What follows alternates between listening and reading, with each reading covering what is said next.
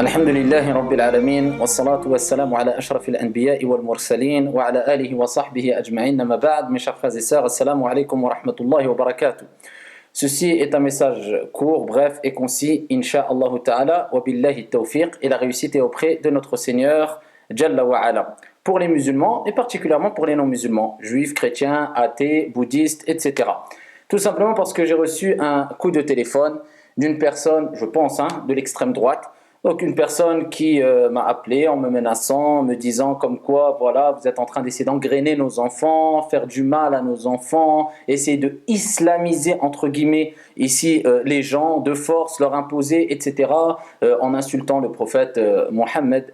Donc que la prière et la salutation d'Allah, Azza wa Jalla, la salutation d'Allah soit sur lui, etc. Donc provocation sur provocation. Et bien sûr, le musulman, croyant, qui a une bonne compréhension de la religion saine, voilà, nous zakir Allah ahada, ne répond pas au mal par le mal, mais il répond au mal par le bien, comme Allah Jalla wa Ala nous l'a ordonné quand il dit subhanahu wa ta'ala dans le Saint-Coran. Et oui, c'est les versets coraniques qui ne sont pas cités malheureusement assez devant les non-musulmans, où Allah Jalla wa Ala nous ordonne de transmettre cette religion, et il dit ud'u ila sabili rabbika, mais il nous dit aussi comment transmettre cette religion. Appelle au sentier de ton Seigneur, bil hikmati wal maw'izati al hasana, ce qui veut dire avec sagesse et bonne exhortation, wajadilhum billati hiya ahsan, et parle avec eux de la meilleure des manières. Et il a commencé à dire des choses qui m'ont fait plus rire qu'autre chose, et dû à son ignorance bien sûr, et je lui en veux pas particulièrement, ou alors simplement à lui, d'accord, mais j'en veux un peu quelquefois, ou quelque part plutôt, à certains médias, encore une fois, d'accord, qui salissent l'image de la religion malheureusement,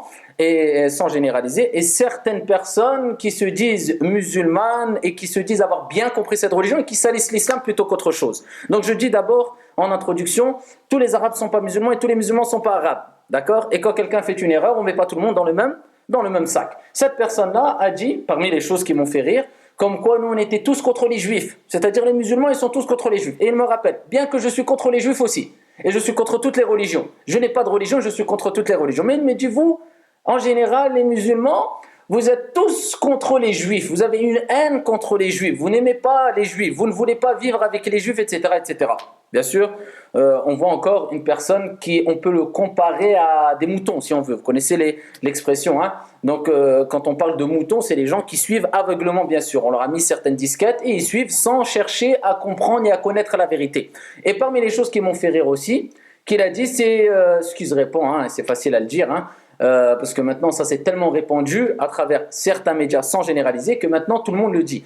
Vous êtes contre les femmes aussi, donc vous battez les femmes et tout ce qui s'ensuit, on connaît un peu le disque, ça serait bien qu'ils changent de disque un peu parce que ça devient un peu pesant, je pense même pour les non-musulmans. Bref, vous êtes contre les juifs et contre les femmes, donc sommes-nous contre les juifs et sommes-nous contre les femmes?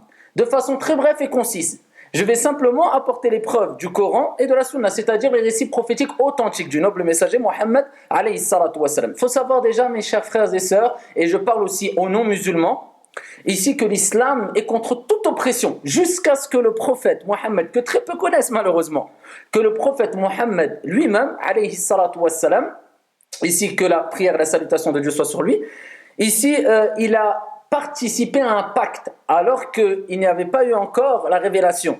Donc il n'y avait pas encore l'islam. Il a participé à un pacte qu'on appelle le pacte d'Al-Fudul.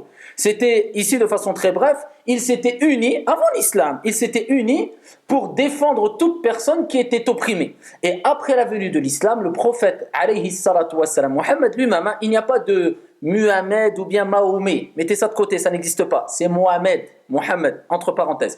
Donc ici, le prophète Mohammed alayhi salatu wassalam, après la venue de l'islam, il a même été jusqu'à dire, si ici parmi les choses que je ne délaisserai pas ou je n'abandonnerai pas pour rien au monde, une traduction approximative du sens, c'est ce pacte-là dont j'ai participé, le pacte d'Al-Fudul avant la venue de l'islam. Le fait de quoi? De s'unir, d'accord? Peu importe la confession qu'ont les gens avec qui tu t'unis, etc. Simplement pour défendre les opprimés. Peu importe qui sont ces opprimés. Ça nous rappelle qu'on est contre toute oppression, faite envers un musulman, comme envers un juif, comme envers un chrétien, car Allah Jalla wa Ala, notre Seigneur, déteste l'oppression. Jusqu'à ce qu'il a dit ولا يجرمنكم شنآن قوم على أن لا تعدلوا اعدلوا هو أقرب للتقوى واتقوا الله. C'est dans le Saint-Coran. Allah il dit dans le Coran et que la haine que vous avez envers un peuple, même si tu as de la haine envers une personne, même si c'est justifiable envers une personne, un groupe de personnes, un peuple, ne vous pousse pas à être injuste. Soyez juste, soyez équitable. Ceci est plus proche de quoi? De la piété. Ça, c'est les versets coraniques. On n'a pas le droit d'être ici injuste. Maintenant, bien sûr, soit nous, on condamne certaines oppressions, d'accord, ou certains actes qui sont des oppressions, d'accord, qui sont faites, par exemple, en Palestine, comme des associations françaises les condamnent, comme des non-musulmans les condamnent, etc., sans généraliser, dire, c'est tous les juifs qui ont fait ces choses-là, comme on condamne si une oppression quelconque est faite vis-à-vis d'un juif, un chrétien, un bouddhiste ou un athée. Est-ce que ça fait pour autant de nous des terroristes? Est-ce que ça fait qu'on a le droit d'importer les problèmes, de généraliser, d'opprimer? Pas du tout. Et pourquoi pas? Le prophète Mohammed lui-même a vécu avec des juifs. Il a été invité par des juifs. Et il a visité des juifs et il a fait du commerce avec des juifs. Ici, il est où le problème? Il n'y a aucun problème, si ce n'est pour une minorité bien sûr qui existe, qui salissent l'image de l'islam et qui sont en train de montrer une mauvaise image de l'islam et du prophète Mohammed alayhi salatu wassalam. Et ils pensent faire le bien. Et alors qu'ils font beaucoup plus de mal, si ce n'est que du mal, et ils ne font que très peu, si ce n'est pas du tout, de bien pour la communauté. Donc nous disons, mettez pas tout le monde dans le même sac. Et il faut écouter, rechercher. Ne soyez pas comme des moutons. Et essayez de faire une petite recherche. Après, à vous de décider ce que vous voulez, mais au moins la moindre des choses soit équitable et faites une petite recherche. Le prophète Mohammed alayhi salatu wassalam lui-même, un jour il y a un cortège de funèbres qui est passé devant lui, et c'est un cortège funèbre, c'était une personne qui était décédée. Mais quelle personne était décédée? Un juif. Oui, un juif. Et c'était notre référence, c'était le prophète Mohammed, qu'ils accusent comme quoi c'était un terroriste pour certains, une personne qui frappait les femmes et je ne sais quoi encore. Mensonge et pur mensonge. Donc, le prophète lui-même, il a vu un cortège passer et il se levait par respect. Donc, les compagnons du prophète, si on veut, pour certains qui vont les considérer, c'est-à-dire les proches de Jésus, on les appelait les apôtres. Donc, les compagnons du prophète lui ont dit et lui ont rappelé comme quoi, ici, c'était pas un musulman, mais c'était un juif. Donc, pour se renseigner aussi, est-ce qu'il y avait des rites spécifiques à faire, etc. Donc, ils lui ont dit c'est un juif. Et donc, le prophète alayhi salatu wassalam a répondu avec toute clarté, ayyuhal ikhwat wal akhawat, mes chers frères et sœurs, je parle aux musulmans et aux musulmanes, et aussi aux non-musulmans, alaysat nafsan, n'est-ce pas une âme? Le prophète a montré le respect qu'on doit avoir même envers un juif qui est mort. Que dire du juif qui est vivant? Et pourquoi pas? Alors que le prophète alayhi salatu wassalam lui-même nous a interdit d'opprimer ne serait-ce qu'une fourmi, un chat, un chien et autres. Ça c'est les animaux. Que dire de l'être humain? Alors que Dieu a dit dans le Saint-Coran وَلَقَدْ كَرَّمْنَا بَنِي آدَمَ. On a certes honoré l'enfant d'Adam. Donc ici, si l'enfant d'Adam a été honoré, ça c'est toutes les âmes, tous les êtres humains sont honorés. Donc nous on se doit de respecter juifs, chrétiens, bouddhistes, athées. Et on a le droit de vivre avec eux, on n'a pas le droit de les opprimer. Et s'ils ont besoin de notre aide parce qu'ils sont opprimés, on se doit de les aider. Ça c'est l'islam. Mais généraliser et de dire oui, vous détestez les juifs et vous êtes... Mais allez voir au Maroc. Est-ce que les juifs vivent en sécurité? Ah, le Maroc c'est un pays musulman. Oui. Donc, sauf pour certains égarés, hein, d'accord, qui rentrent dans un excès et qui salissent l'image de l'islam. Le Maroc c'est un pays musulman. Est-ce que les juifs vivent en paix, en sérénité, en sécurité au Maroc, oui ou non? Bien sûr. Depuis combien de temps? 6 mois? 8 mois? 1 an? Depuis des années. Est-ce qu'il y a un mal? Non. Pourquoi? Parce que ça c'est la voie de notre noble messager Mohammed alayhi salatu wassalam.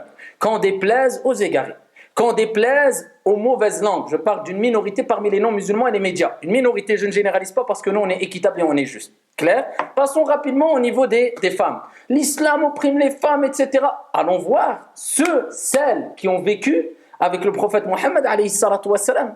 Et cette femme-là, qui quand on l'a interrogée, le prophète Mohammed alayhi salatu wassalam, on lui a dit: ô messager de Dieu, ô messager d'Allah, quelle est la personne que tu aimes le plus? Je vous dis ça parce que cette personne qui m'avait appelé, qui m'avait dit oui, voilà, vous êtes des égarés, même il m'a menacé, etc., etc. Et donc il disait oui, il n'y a même pas d'amour dans votre religion. Et vous savez même pas c'est quoi l'amour? Je lui ai répondu tout simplement avec sérénité et calme. Quand on a interrogé la meilleure des créatures sur la surface de la terre, Mohammed alayhi salatu wassalam, quelle est la personne que tu aimes le plus? Il a répondu et il a parlé d'une femme et il a dit Aïcha, mon épouse. Et ensuite, son père, Abu Bakr, radiyallahu anhu wa arda, que Dieu l'agrée, que Dieu les agrée tous. Et tout. Donc ici, cette femme-là, quand elle a parlé de cet homme qui était Mohammed avec qui elle a vécu, alayhi salatu wassalam, elle a dit, il n'a jamais levé une seule fois la main sur une de ses femmes.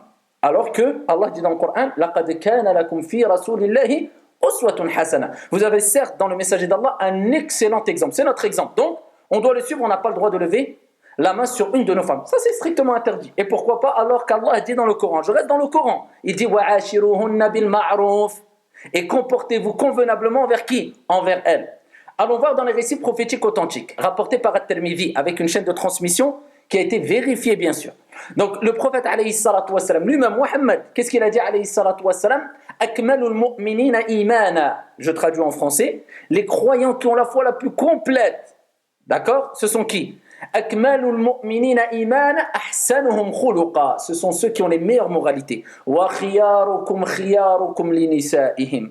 Alors regardez l'éloge que le prophète a fait à ces gens-là. C'est les croyants qui ont la foi la plus complète. Ce sont ceux qui ont la meilleure moralité ou les meilleures moralités. Ensuite, il dit, et écoutez bien, les meilleurs d'entre vous, ce sont les meilleurs envers leurs épouses. Place aux femmes encore. Oui, mais il y a de l'inégalité envers les femmes. Attendez, regardez et dites-nous, après cette brève intervention, est-ce qu'il y a de l'injustice envers la femme? Est-ce qu'on trouve de l'injustice envers la femme dans l'islam? Alors qu'on l'a dit précédemment, on est contre toute injustice. Et Dieu déteste l'injustice. Ici, quand la femme se marie avec l'homme, l'homme doit verser une dot à la femme. C'est elle qui choisit. Je veux 500 euros, je veux 1000 euros, je veux 5000 euros, je veux 10 000 euros. Et l'homme, qu'est-ce qu'il reçoit de la femme? Aucune dot. Donc il y a plus d'avantages pour l'homme ou pour la femme? Pour la femme. Donc soyez équitable.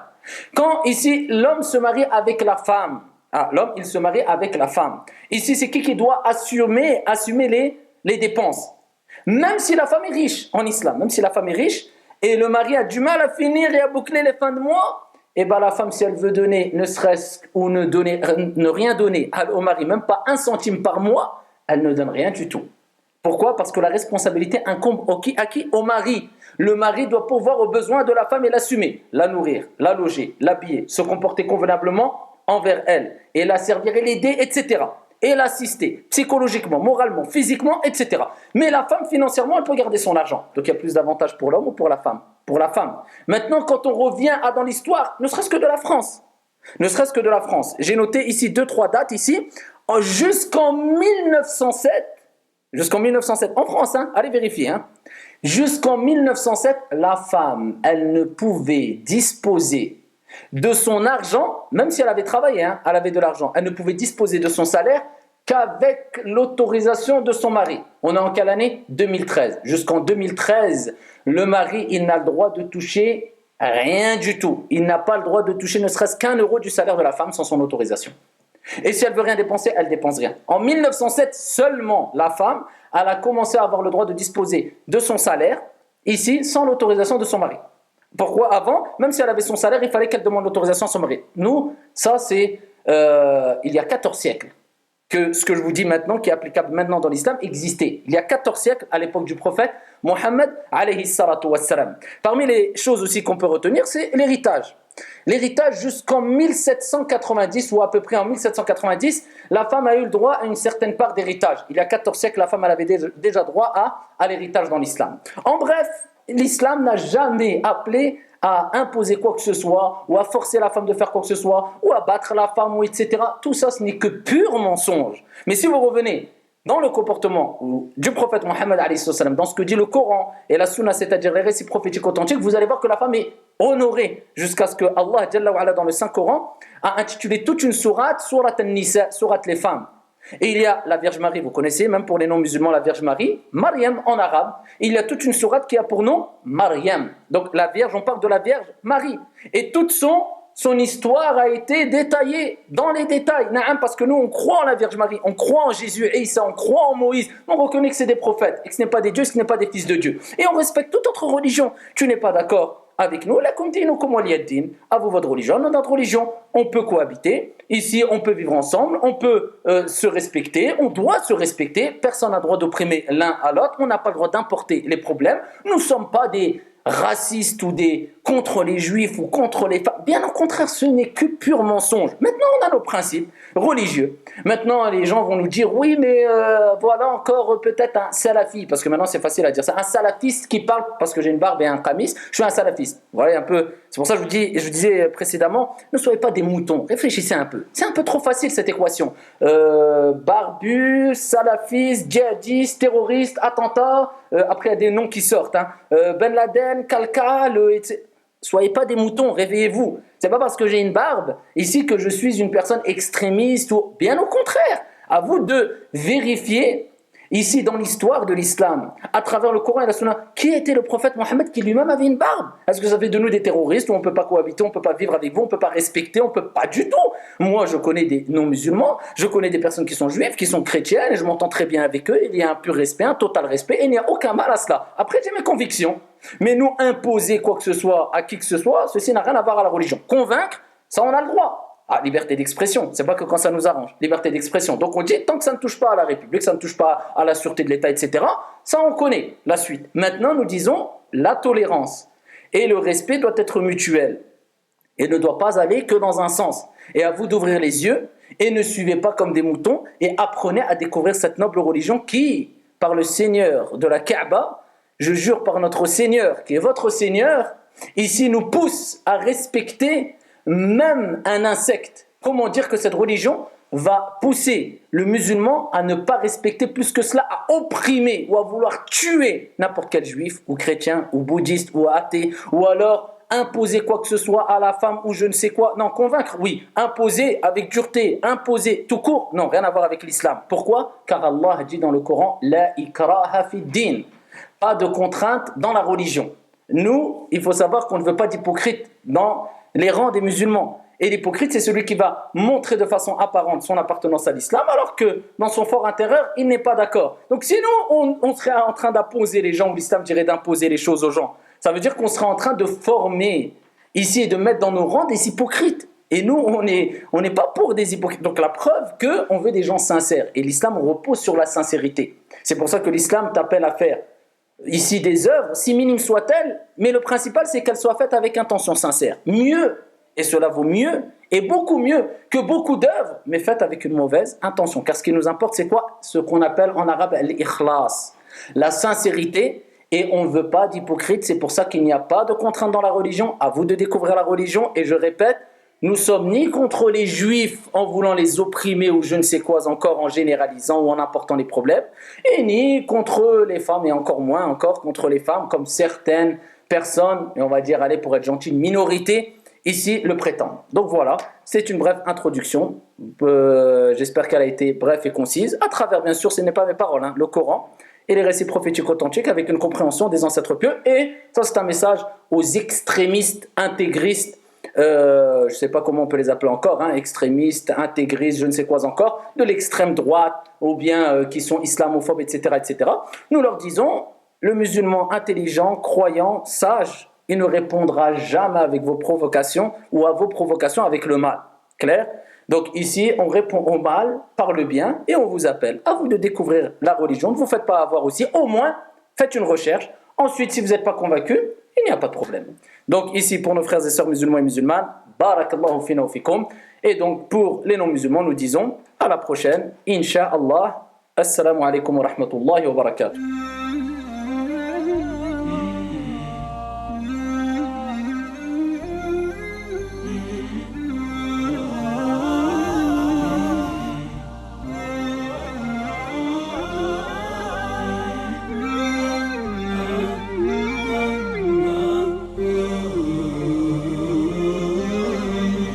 وطني يا نجم الأوطان يا رسم اللاحن فناني عنوان